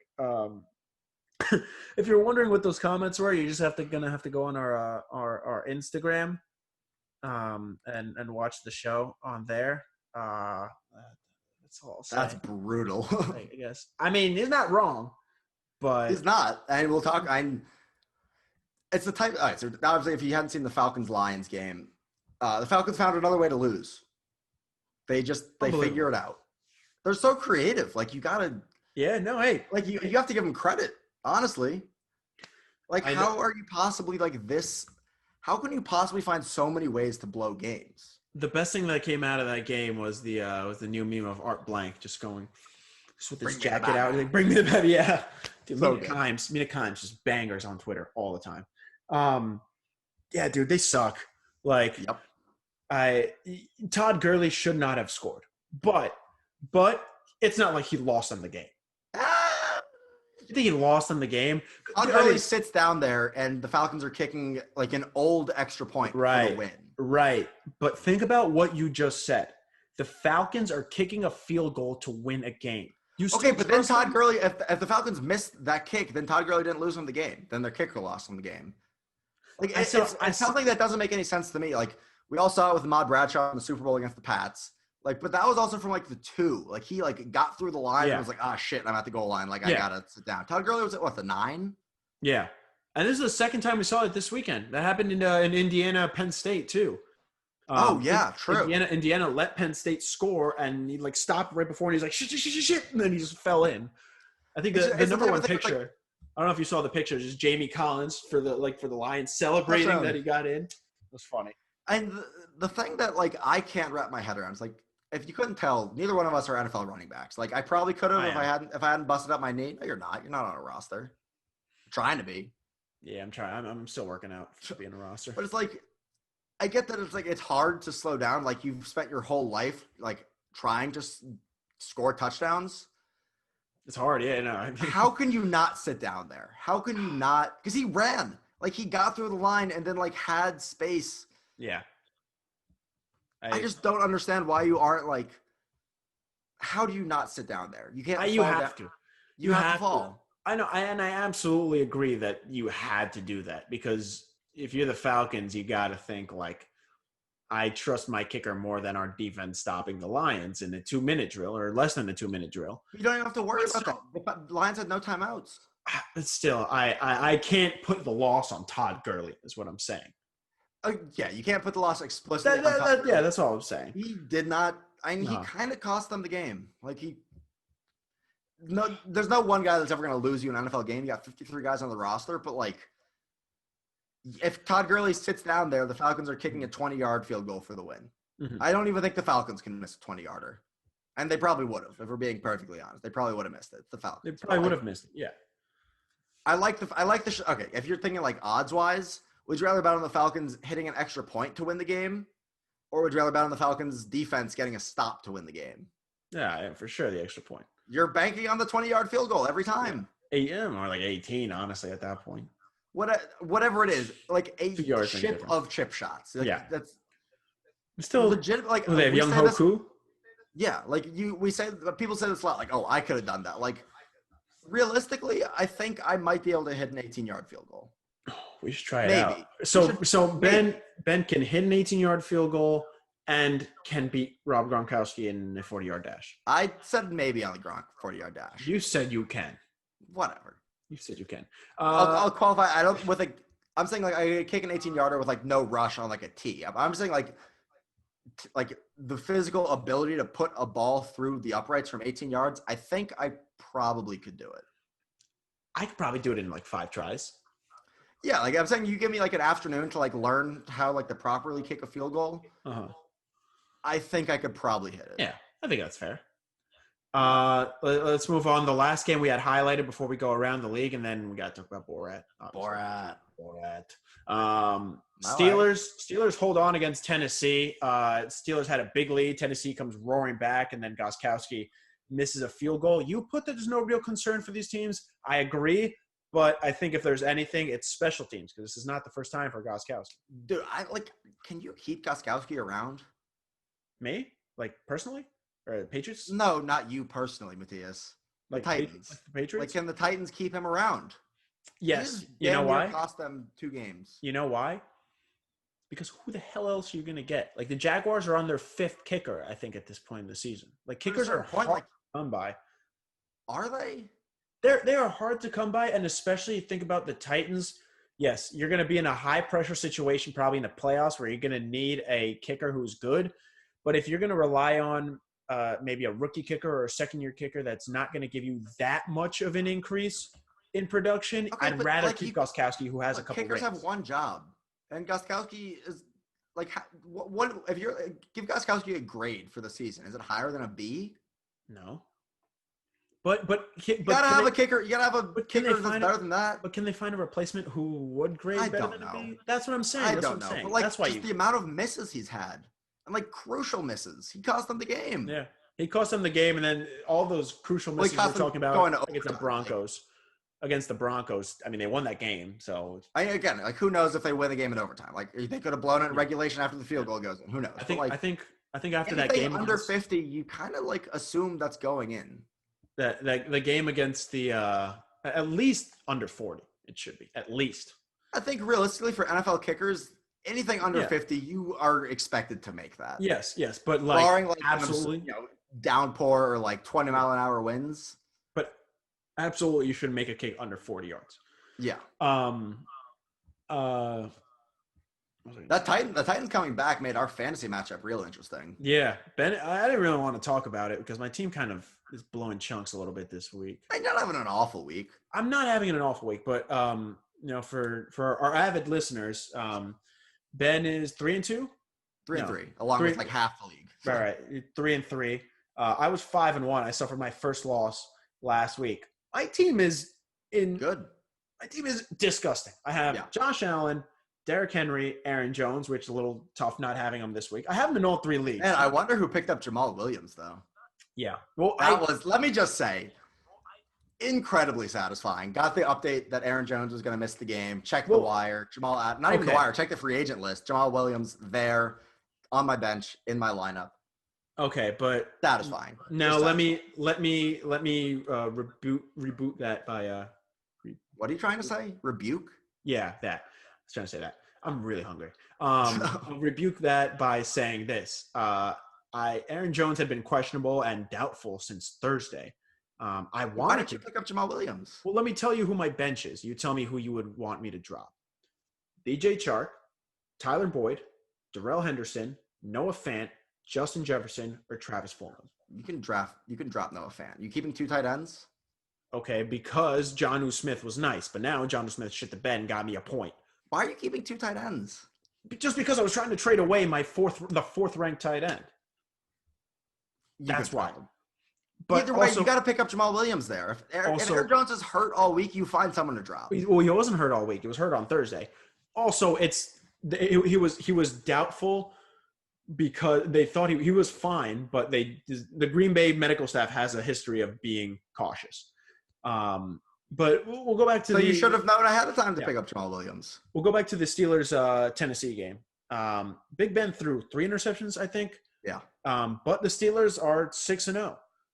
Only undefeated team in the league in the AFC. Sorry. Ben, you weren't a believer? Are you finally a believer in the Steelers? Yeah, I still I'm not a believer in Big Ben. I think it's a matter of like the clock's going to hit midnight and Big Ben is going to turn back into a pumpkin. Uh-huh. I really think that's what it's going to come down to. Like, I don't have any faith in Big Ben, like, leading a comeback, a game-winning drive in the playoffs, like, in the snow, in the rain, in the wind, we're like against the elements. I still don't have a lot of faith in Big Ben. I have a lot of faith in the Steelers' defense and their weapons. They've got so many options offensively. Like, the Steelers, best case scenario for the Steelers, they don't need Big Ben to, like, be the guy. They can rely on him being a game manager and getting the ball to any one of, like, the top-tier offensive talents that they have. Well, and that's what it's been. I mean, they have so many weapons on offense. They have a really good, like, front of their defense. Their secondary. Their whole defense is good. What do you mean? Their secondary is not as good as you think it is. They got Minka. Yes, but their secondary is not. Okay, but Minka is the type of guy that can literally do anything in your secondary. We talk about game wreckers. He's a game wrecker.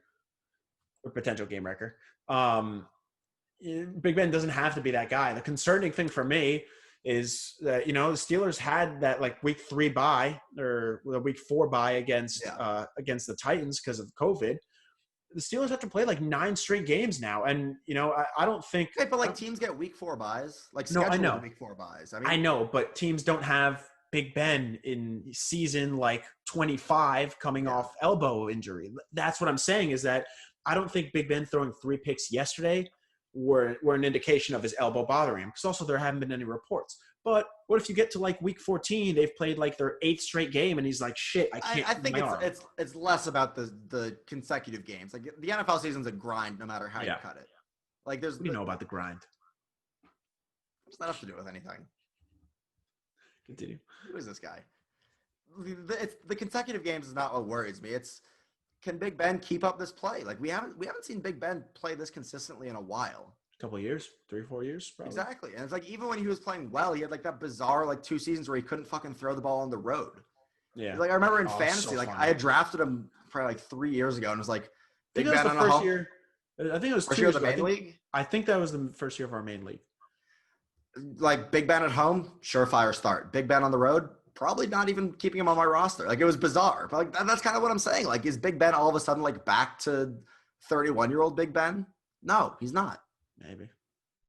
I don't know. Last thing on this game, Robert Spillane, linebacker for the Steelers, filling in for Devin Bush, who's done for the season. All I'm gonna say, he saw your rundown because this will now be referred to as. I got a lot of people looking at my rundown that I just didn't even know had access to it, which is pretty interesting. What? You said he was looking at the rundown. I didn't. Did you give him access? Yeah, I shared it with him. Nice. The last episode, Thursday's episode, which Ben for some reason didn't publish, will now be known as the locked episode, right? That's gonna be like we're like a top like artist in the rap industry, and like you're never gonna hear this one album that we're never dropping, unless we get hacked by someone. Okay. But in that rundown, Ben had put who is Derrick Henry gonna kill this week, and Robert Spillane stood up Derrick Henry at the goal line at one point. But no, Robert Spillane did exactly what you said was like the option. You either want to square up Derrick Henry, you want to have DK Metcalf chase you down. Yeah. He squared up Derrick Henry and stopped him. He said square up. Yeah. The only problem with that is that he came off the field holding his arm after that play. Later came in the game, but then the third string linebacker came in and Derrick Henry had no problem. Let's move on to the rest of the games around the league before we get to really what we came here to talk about. Yeah. Cowboys 25-3 throttling by the football team.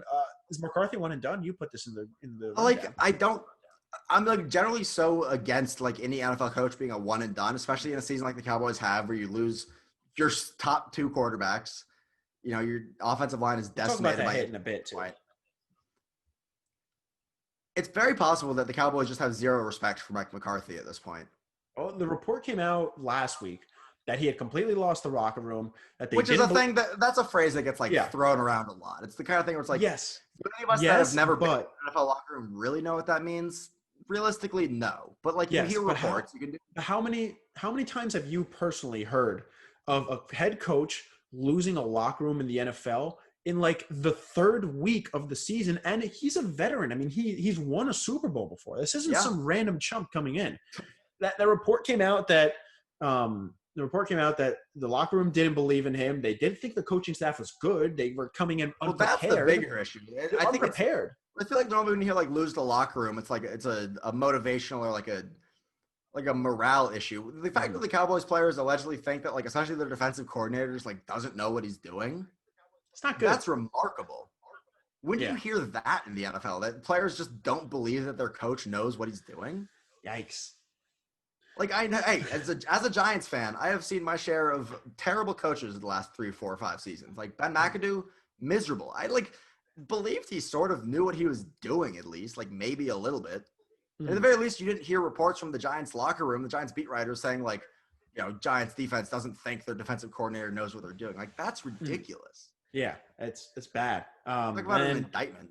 And of course, the Andy Dalton hit, that was a dirty ass hit from John Bostic. Just ridiculous. But the damning thing, if you're a Cowboys fan, is you didn't see anyone like get in Bostic's face. Yeah, and then no one got up to protect Dalton. That's absurd. Yeah, and then the thing was McCarthy after the game saying like it was like that's not who we are. We always preach about like standing up for your teammates, and I was surprised, or he said I'm disappointed to see it. I think disappointed. Yeah, I was like yikes, like yikes on the Cowboys, and then also yikes on McCarthy for saying that. Also, what is John Bostic doing? Dude has been in the league for a while.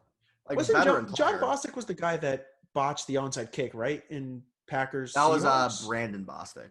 I was really hoping it was the same guy. No.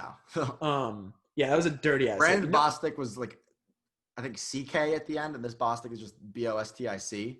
Okay. You know what this reminded me of? The Joe Flacco hit by Kike Alonso. Really? You remember? Because the reason I remember that is because I absolutely remember it. We had like a 30-minute discussion on Second Floor Sports about it, like a couple of years ago, about how, quarterback giving himself up and just getting his fucking head taken off. Dirty ass hit. Yeah. Anyway, I think this was a lot. Honestly, I think this was dirtier than the Flacco hit. Like, the Flacco hit was dirty, but I'll stand by this. Like, I remember we talked about this on SFS on VIC back in the day. Flacco, like, gave himself up. Also, like, kind of, like, bounced. Unintentionally bounced and, like, turned into the hit a little bit. Like, obviously not Flacco's fault. Like, bad play by Kiko Alonso to, like, even be going down and making that tackle. Like, I called him Kike, didn't I? I think I called him Kiko. Dalton didn't do any of that. Like, Dalton went straight down to the ground the way you're taught to and got decimated. Like, I think his helmet taken off. I think it's very possible we don't see Andy Dalton play again this season. And Bostic is not going to get suspended, which is I don't know if he's getting fined. He should get fined at least. I don't know, but they announced he's not expected to get suspended. Yeah, dirty ass hit. What?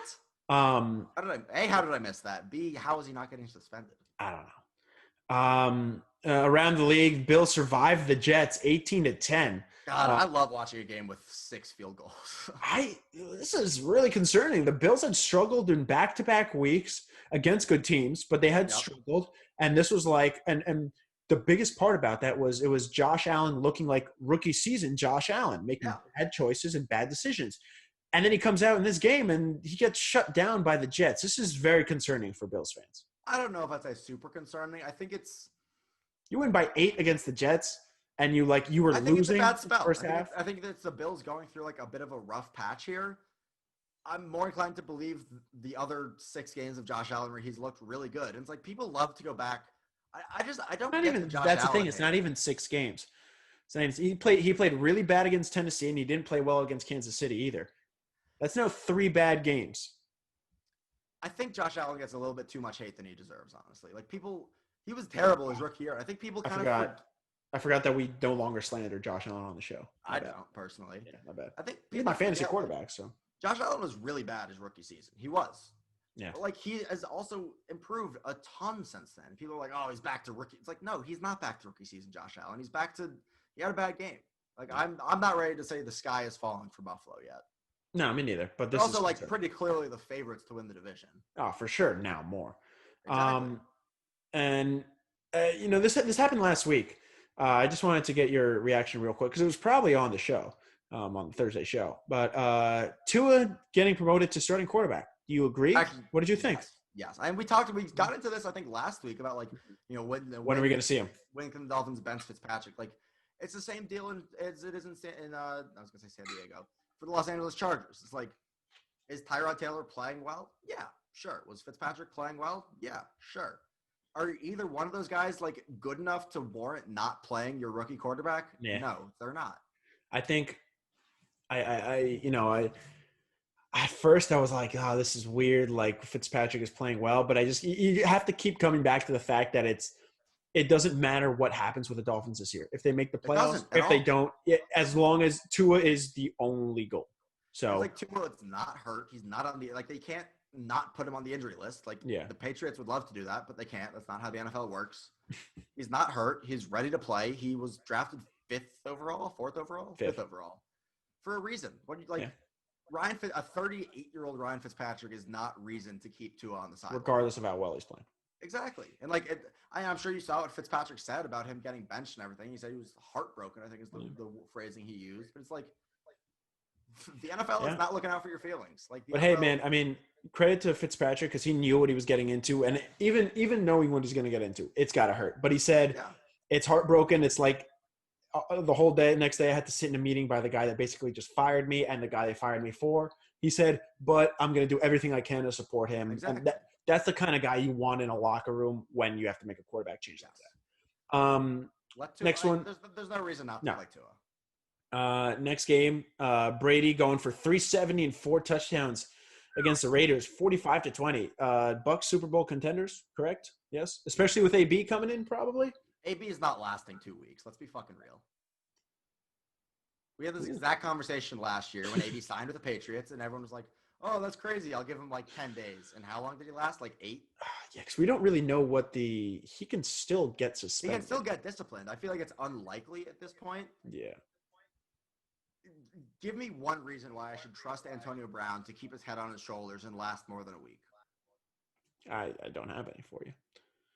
You buying stock on Tampa Bay being a Super Bowl contender? No, not yet. Wow. Even though they blew out the Packers? I think if we're talking about the tiers again, I think they're like, if like this is the bottom of like the Super Bowl contender tier, I think Tampa's like right there. Okay. All right. Win another big game like this, then yeah, sure, we can talk. I just don't think they're quite there yet. Okay. Shout out my boy Tom Brady, set the touchdown record over Breeze. That's going back and forth. Yeah. That's fun though. That's fun. Yeah. Green Bay gets a nice bounce back game. They blow out Houston 35-20. Everything outside of Deshaun Watson and the passing offense is bad. Yep. Really bad. Of course, I played against Aaron Rodgers this week. Makes sense.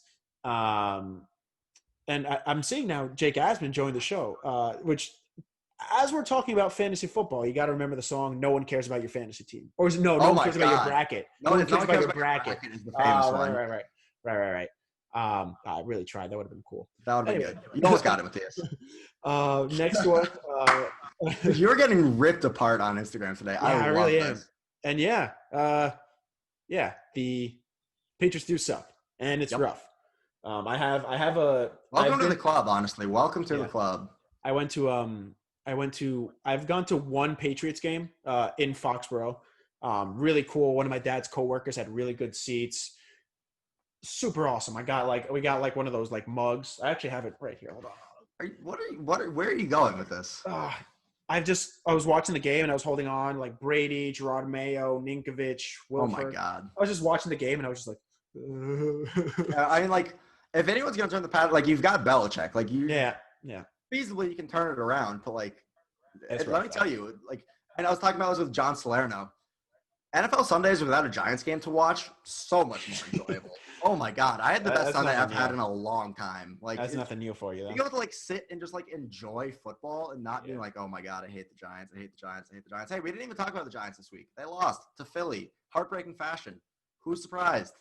No one. Not me. As soon as Ingram dropped that pass, it's over. Every Giants fan on the planet knew that game was over as soon as Ingram dropped that pass. God, I wish we could have done like some sort of show on Thursday or something like that, just so I can make fun of you for Daniel Jones falling. Since the butt fumble, that is the funniest shit I have ever seen. I don't know, because did you see what Patrick Mahomes tweeted? What? Mahomes literally was like, it was funny, but like I probably wouldn't be able to run 80 yards either. I don't give a shit. He was wide open and he busted his ass over his own 2 feet. Yep. And it's Daniel Jones. Like, is that worse than guys like getting the ball knocked away from them at the 1? Oh, 100%. I think getting the ball knocked away at the 1 is a lot worse. Are you saying like what Metcalf did when he like gave up on the play, things like that? Yeah. Is it worse? Is it worse? Yes, but is it more embarrassing? No. I think it is, because at least the Giants scored on the drive. Barely. They scored. I think that was the funniest shit ever. It was pretty bad. He just busted his ass. He reached like 22 miles an hour, though. Fastest run in the league, fastest run by a quarterback. That's crazy. Since 2018. You know who hasn't run faster than Daniel Jones since 2018? Lamar Jackson. Vanilla Vic? Is that what we're calling him now? I think it is. Vanilla Vic. Oh, Jesus. New Orleans surviving against the Panthers. The Panthers, low-key, are not bad. I mean, New Orleans also not playing with their top 2 receivers. No, but also I'm Teddy Bridgewater, dude. Like, hey, we love game managers on Second Floor Sports. I routed the Broncos. I wanted to pick Dallas in my survivor pool. That was my original plan. Oh no, my original start of the season, like week 2. That was my original plan. I was talking to one of my friends from back home. He was talking about how like Dallas was his lock of the week. And regardless of if you thought they were going to beat Washington, like almost said it. Why would any NFC East team ever be your lock of the week? I don't know. Ever. I was cycling through three teams to pick this week. It was Saints, Panthers with the survivor pool, which is what I ended up going with. I forgot to lock in time for Eagles, Giants. I would have picked that. I would have picked the Eagles. And then I would have picked Washington. I had picked them to beat Dallas. I didn't think they were going to beat them by 22. But geez. first snow game, KC kills Denver on the back of their defense. What is it? Fumble recovery touchdown, pick six too. They had a kick return and a fumble six, or a pick six. Kick return and I had them in my other fantasy. Although Patrick Mahomes, did kind of play pretty well. They put up 43 points. Also that too. They killed them. On the back of their defense, as if it didn't put up 43. I mean, you have 14 points right there that aren't from their offense. That's 29 points from their offense. Still very good. Chargers narrowly beat Jacksonville 39-29. 10-point game. I love Justin Herbert, man. He's so much fun to watch. He's so good. I can't even be mad at Gettleman for not drafting him because his last year at Oregon, he looked bad. He looked really bad. I think you still can be, but I'm mad at. Okay, let me rephrase. Mm-hmm. I'm mad at Gettleman for not drafting Herbert, but that's not even top 10 things I hate Dave Gettleman for. Yeah, that's fair. That's not even top 10. We'll get to our power rankings on our Thursday show. I'm so mad, man. I went 11-2 in my picks. I went 4-0 in my bets, but I can't give myself credit because we didn't put them out anywhere. Yeah. All right. We know we're here. Let me get comfortable for this. All right. Let's preface it with this. For those of you that have ever hung out. Oh wait. Before we even get into Borat talk. We said we wanted to do some sort of pop culture or an album review each week. We did Savage Mode 2 last week. This is news to me also, so I'm just going off the dome here. No, we said we were going to do one each week. I know, but I don't know where you're going with this. There's been a new album announced. I don't think there's a release. Oh, yes, we did. Man on the Moon 3. Hell there's nothing to say. I can't fucking wait. Hell yeah, baby. Let's go. I just hope the only thing that gives me pause about this, Kanye and Kid Cudi are good friends. Mm-hmm. Similar in terms of how they interact with fans and how they promote themselves. Oh God, no, don't. We've seen this movie before. How many times has Kanye announced an album and it just never comes? I have much more faith in Kid Cudi to release. I have more faith in Kid Cudi, but Kanye has jilted me in terms of rappers I really love putting out albums that or announcing albums that never come out. Look, the day I wake up and I see Man on the Moon on my Spotify, I'm going to be so happy. I don't know. I have there's a special place in hell for artists I really like that you just never hear from or just don't release albums. Kanye West, Frank Ocean, top 2. Yeah. Frank Ocean is worse than Kanye West, honestly, because he just doesn't even fucking talk. But at least, honestly, I feel like that's better. I'd rather hear nothing than all of your Kanye putting out snippets and talking about albums that are never gonna see the light of day. That's why I have no guilt listening to leaked Kanye West songs. Fair. The reason I all these snippets of songs that never come out. The reason I disagree with that is just because we've gotten the best of Kanye. We know we're not gonna get anything that's gonna probably even enter the top 5 anymore. Yeah. All right, Ben, take it away. Although the 2049 Universe leak is cool. I still haven't listened to that. You gotta listen to that. I gotta listen to it. Okay. Let me get comfortable for this. Pull my pillows over. So, anyone who knows Matias and I in person, who's ever hung out with us, has ever spoken to us, you've probably heard us speak in the Borat voice. Probably have. It's just a statistical probability. Borat Subsequent Movie Film came out earlier than it was supposed to on Thursday night. Mm-hmm. What was your initial reaction to finding out that there would be a second Borat? Thrilled. I mean, okay. What did you think? Because I was God damn, I really hope. Not miserable. I'm saying because I was thrilled, but my brother, for example, who's a huge Borat fan, was shit. I really hope this doesn't suck. Because the whole thing had been so long since the first one came out. I was it's going to be a whole different deal. We'll preface this by saying spoilers. So, it is not a plot. Yeah. Spoilers. We're going to be talking about what happens in Borat here. So if you don't want to hear if you haven't watched Borat yet, and first of all, if you're this far into the podcast, thank you. First of all, if you're listening to this part of the podcast, you are a homie. Thank you, Mom. But and probably Nolan. Maybe yeah. My dad, my brother, maybe. Anyways, all right. Let's talk about Subsequent Movie Film here. First of all, what'd you think? Very nice. Very nice. Great success. Great success. So funny. I was watching Thursday Night Football at Josh's house because I had to watch the Giants. So when I come back to my place Thursday night, my roommates are all watching the movie. I literally run into, they're like 40 minutes in. I run into my room. I'm like, I can't. Yeah. I don't want to watch. I don't want to miss the first 40 minutes. I don't want to make you guys like restart 40 minutes of the movie. Like, I'll just watch it on Friday. Watched it Friday night. Just mind blowing. Like the fact that as soon as I see the credits, because like, isn't the title sequence exactly the same? I think so. Yeah. I'm watching the title sequence and I'm like, obviously I've seen the original Borat like, I don't know, 20 times at this point. And it's like, as I'm watching the title sequence, I'm like, okay, I've seen this, but it's a new Borat. It's like, holy shit, we're getting a new Borat. I'm watching a new Borat film right now. So funny. Oh my God. It's not better than the first. No, it's not better. And for a couple reasons. One, it just wasn't as funny, which is saying something. Two, it's just, I'll make 3 points. So one, not as funny. Two, it's the unexpected from that first Borat. Yeah, like Borat is now, especially for you and I, like Borat is a part of our life. Yeah. And three, this was a really good point from Bo Benson, friend of the pod. Yeah, we've gone over this before. Acquaintance of the pod. He's an assistant producer or an editor at Fox Sports Radio. Probably does both. We worked with him with our internship there.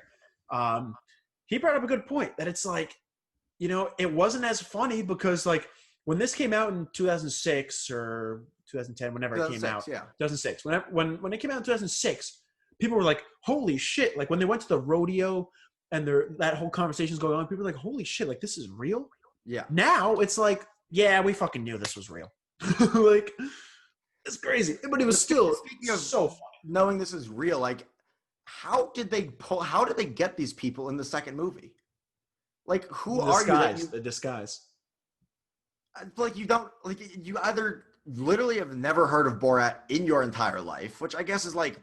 Well, it's funny because they kind of like there was a couple times where people like running around yelling Borat at him, like some people knew. Like a lot of people know. Like Sacha Baron Cohen is a very well-known individual. Mm-hmm, yeah, my mom knew who Borat was. A very well-known individual. Like especially like the scenes where he's not in like a heavy disguise. Mm-hmm. Like, all right, the guy where he's like living with these guys in the house, like. He's not disguised. He is Borat. Like, what do they think? Like, what's going through their minds there? The guys that he's living with. I don't know. Like that. I think all of it is real, but like, how long was he like quarantined with them? I have no clue. I need to know more about like what type of pretenses are they hitting these people with that like they're agreeing to be in this movie like willingly? I think a lot of them outside of Borat and his daughter come out looking good in this movie. Except for Janice Jones, like the one who talks his daughter out of the plastic surgery. Like she looks great. She's a goddamn saint. So funny.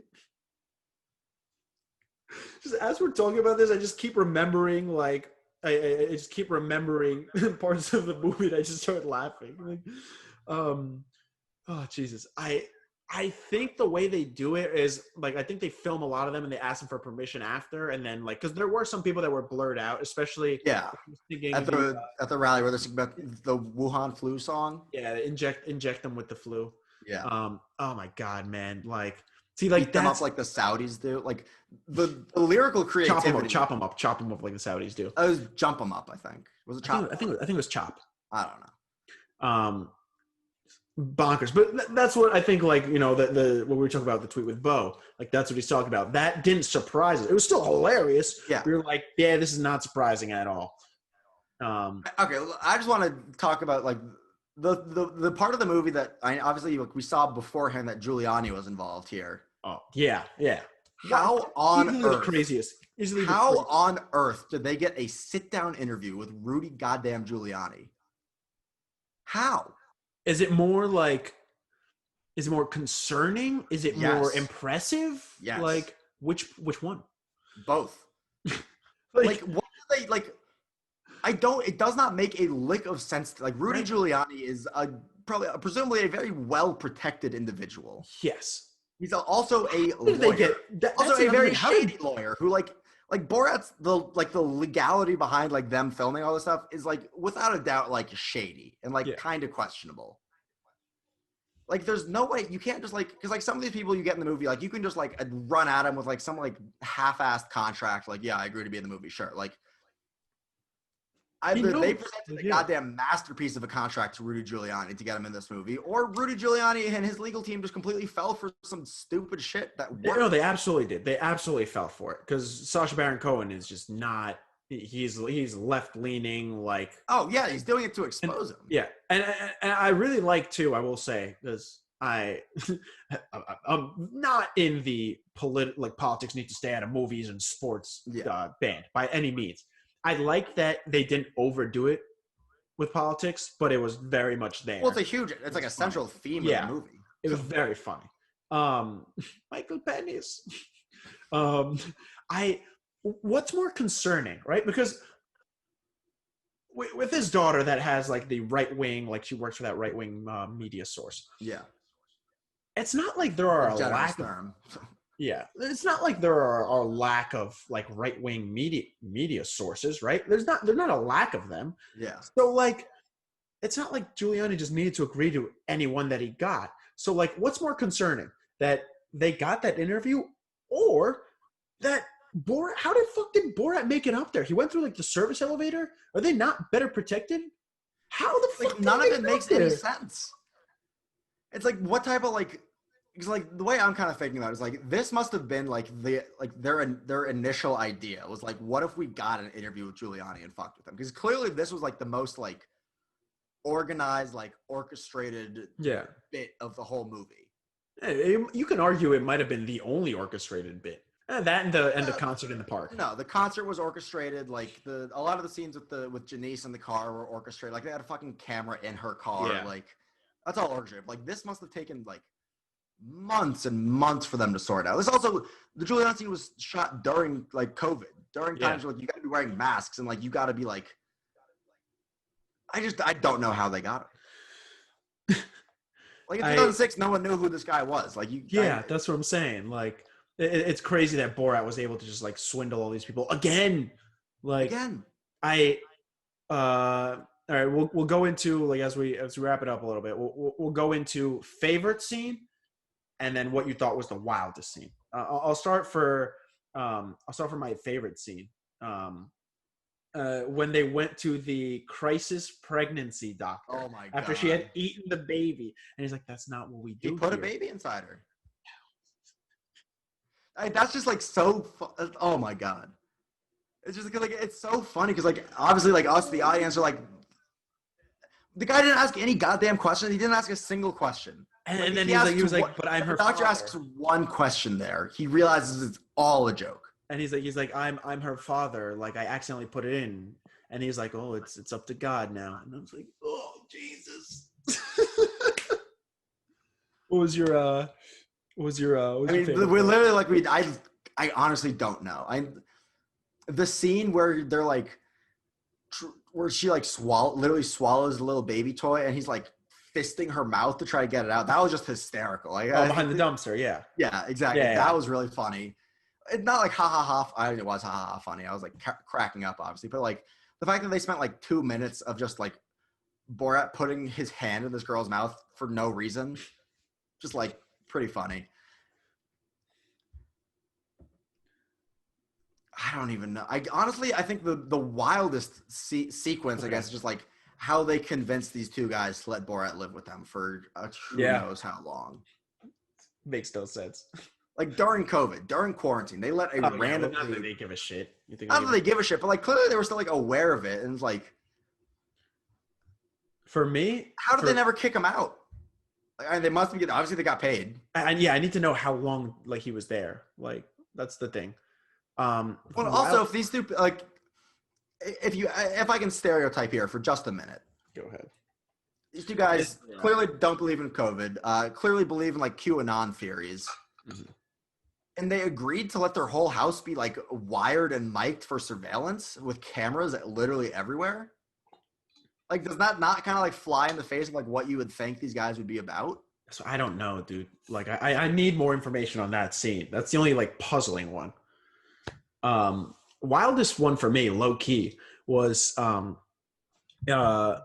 when uh when they arrive in the U.S. and they open up the container that is supposed to have Johnny the monkey, and instead it has his daughter in it. Tutar. Oh yeah, Tutar, right? Yeah, Tutar. And then he tries to close the cover, and the guy helps him, and then starts hammering in the nails, and he pays him. Like, the dude just committed a crime. Yeah, like that's the one. I mean, clearly this guy's a international animal delivery guy running out of like a shady truck. Like, clearly this is not the most maybe trustworthy guy you've ever interacted with. I still like that. I can't believe he agreed to hammer this girl back into the box. That takes the cake for me for scenes that are probably true, but you really wish weren't. I think that like actually happened. Yeah, that's what I'm saying. You wish weren't true, but probably did. I thought really too. Fact scenes were unbelievable. The fact scenes were hilarious. Angry face. I really like poor dude working at like. First of all, he calls it like America's fax machine, which is great touch. Yeah. Like this guy working at the fax shop is just like, what the fuck is happening? I think I really like too the like when he went into the synagogue, that was really funny. Hats off to that Jewish grandmother. Like, oh my god, classic grandmother named Ruth. Literally. And then the other one I thought was really funny was how they changed it from the original like running of the Jew, and they made it into the running of the American. That was really fucking funny. Just overall, great movie. I'm really happy I wasn't disappointed. Like it's never gonna beat the original Borat. Yeah. But like, what sequel is like legitimately better than the first one, other than Shrek 2? Nothing. Probably is something. Get back. Nothing that comes to mind. Star Wars. Okay, but you're saying Star Wars 2 is better than Star Wars 1, or 5 is better than 4? 5 is better than 4. Yeah, but I feel like Star Wars is like an entirely different type of. Like, yes, it's a sequel, but they're also all sequels, and then it's like Star Wars. You're bringing now. Star Wars. The Star Wars timeline is like too complicated to like properly say that like a sequel is better. Like it's a whole different deal. Fair. 9 fucking movies, 10 movies, 9. You got 6. 4, 5, 1 through 9. 6. You have 9 in like trilogies. Oh boy, Frank, you see Frank's question? Which one of you would be more successful as a Borat reboot? That'd be the president there. For me, for sure. I dressed up as Borat last Halloween. White? Did you do 2 different Halloweens? What? Did you do 2 different Halloweens? No, just once. No, just once. I was Hulk Hogan the other one. Right. You got anything else on Borat? Because I'm just now realizing we didn't talk about Monday Night Football. Yep. Real quick, Bears Rams. What do you think? One of these teams is not that good. Could not tell you which one it is. But one of these teams is not as good as the record would indicate. I want to say it's the Bears, but like they're 5-1. Rams still don't have a win outside the NFC East. That's what I'm saying. The Bears are not good. The Bears can't be good. Like, I think the Rams are like a 7.5 point favorite or 6.5 point favorite. I like the Rams to win and Bears to cover. Yeah. I could agree. I think so. Yeah. Yeah. How do we forget to talk about Monday Night Football? I don't know, because it should be a good game, but it could be really ugly. If it's ugly, it's going to be a Rams blowout, is my guess. A Bears blowout would shock me. And the Rams are a touchdown favorite. Like, that's a sizable spread.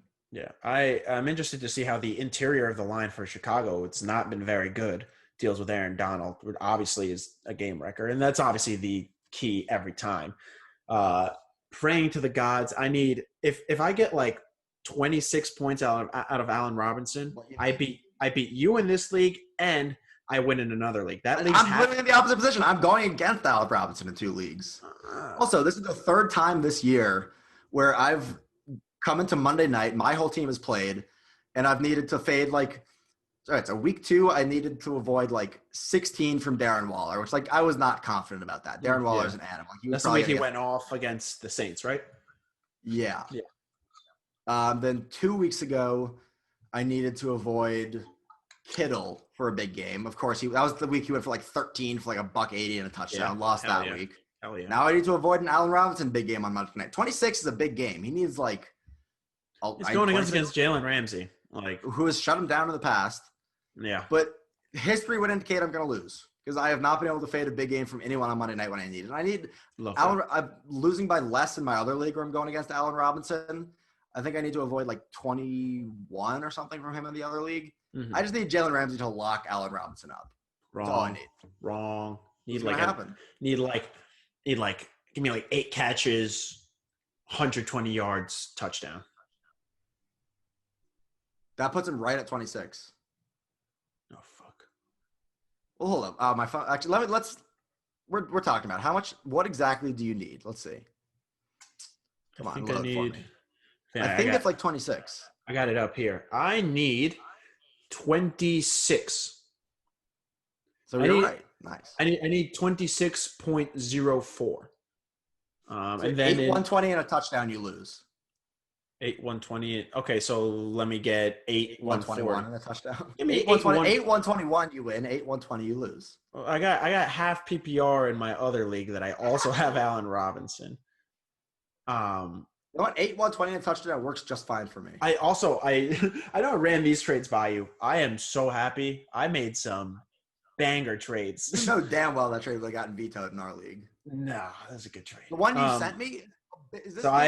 This weekend in my other league where I have a pretty solid team. I had Matt Ryan as my quarterback. I've kind of just been carousel the last couple of weeks. My running backs are Aaron Jones and Jonathan Taylor, Allen Robinson and Robert Woods / Michael Gallup, who's not really an option. Should be Michael Thomas are my receivers. I have Fulgham too. Solid team. I find myself I'm 2-4, and I'm probably going to lose this week too. Oh yeah, I just checked. I need 38 points from Allen Robinson in this league, so I'm not going to get that. This week I flipped a total of Fulgham, Jonathan Taylor, and Chase Claypool, who this week had one catch for -2 yards, for Derrick Henry and Nick Chubb. I hope you're proud. I really hope you're happy. I am so proud. I'm so happy. League, I'm 6-0, but half the guys in the league don't know anything. So I'm not that proud of being 6. Okay, yeah, I am very happy to be 6-0, undefeated in that league. But I have Alvin Kamara, Derrick Henry, and who's my other absurd running back I have? I literally don't even check that league half the time because I have to touch my lineup. And Kenyon Drake. I got Kenyon Drake, who's not even doing shit now, and he's hurt too. But, yeah. All right, let's not be those guys who run over our whole fantasy football teams. Yeah. Frank, if you want to record 18 goals, worked for me. Okay, so this is what we're gonna do. I'll spend a half hour learning how to kick a field goal, and I'll drill it. This is what we're gonna do. So Frank Rossi, you can check out in the D3 Football Huddle. Everything he does with James Baker. When he goes up to Ithaca, whenever that is, Ben will record Ben's 40-yard dash time, and we will record to see how long it takes for him to make an 18-yard field goal if he ever does. If we're running a 40-yard dash, I gotta get cleats or something. It doesn't have to be on grass. It could be on pavement or something. All right, fine. You'll figure something out. Ben, you got anything else? We've been babbling for just about 2 hours. Mailbag. We got one mailbag question. Right. It was, should Frank Ntilikina be given a max contract? Look, I don't want to blow up the guy who sent this in. I hope you're not serious. Jeremy Goldstein. I wasn't going to do it. I wasn't going to do it. I don't care. I hope you're not serious. I'm not even answering the question. He's not. I'm not answering the question. He better be joking. He's not, but I'll let you handle it with him that he just said, should the Knicks trade for Russell Westbrook? And I think he thinks you should. So anyways, that'll do it for this episode of Second Floor. I thought we could get through a whole episode without me realizing how bad the Knicks are again. Yeah, no, that's not going to happen. I'm Matias Wellman. He's Ben Carlton. You can follow us on Twitter at 2Floor Sports. He's at Ben_Carlton1. I'm at Matias_Wellman. Follow us on Instagram at Second Floor Sports. You can Shelly hopping into live just as we're wrapping up. Yeah, you can watch all our shows on IGTV. and follow us on Instagram. We'll have our mailbag. You can get involved in the show. Give us a 5-star rate, even if you don't think we deserve it. Let us know what you think on Apple Pod, Spotify. You can get it wherever you get your podcasts, including the fan favorite. What's that other one? Breaker.